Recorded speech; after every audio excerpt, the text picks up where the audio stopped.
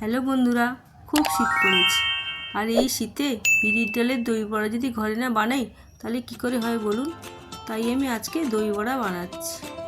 ভিজিয়ে রেখেছিলাম সকাল থেকে বিউলির ডালটা, তারপরে মিক্সিতে আমি ওটাকে বেটেছি। অল্প একটু নুন আর চিনি দিয়ে ফেটাবো। 10-15 মিনিট ধরে ফেটাতে হবে, দিলে হালকা হবে ওটা। এরপরে আমি কড়াইতে তেল দিয়ে ওগুলো ছোট ছোট করে ভাজবো। ছোট করেও ভাজতে পারেন, বড় করেও ভাজতে পারেন। আমি একটু বড় করেই ভেজেছি, আমার সময় কম ছিল তাই।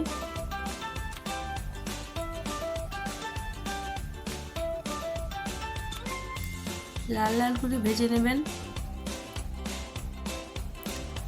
যে ভাজা হয়ে গেছে আমার,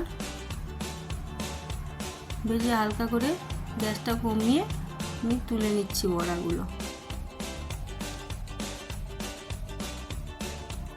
আমি এরম করে বেশ কয়েকটা ভাজবো। ভাজার পরে আমি একটু রেখে দিয়েছি ঠান্ডা হওয়ার জন্য। ততক্ষণে আমি তেঁতুলের কাঁদ একটা বানিয়েছি, আর একটা হচ্ছে ধনে পাতার কাঁদ বানিয়েছি। দুটোকে ভালো করে ফিটে নিচ্ছি নুন চিনি দিয়ে, টেস্টটা যাতে ভালো হয়। এবার একটু গরম করে নেব ওগুলো।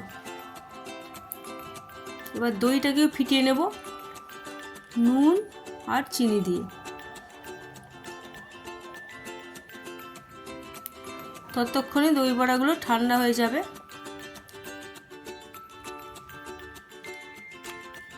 ফেটানো হয়ে গেছে আমার দইটা, রেখে দিচ্ছি আলাদা করে। এরপরে ঠান্ডা হয়ে গেছে বড়াগুলো, আমি ঠান্ডা জলে দিলাম।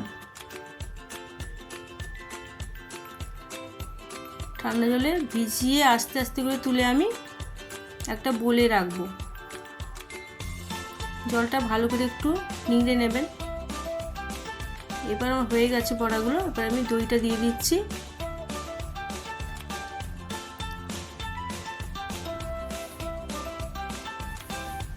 তেঁতুলের কাপটা দেব, টেস্ট মতো দেবেন।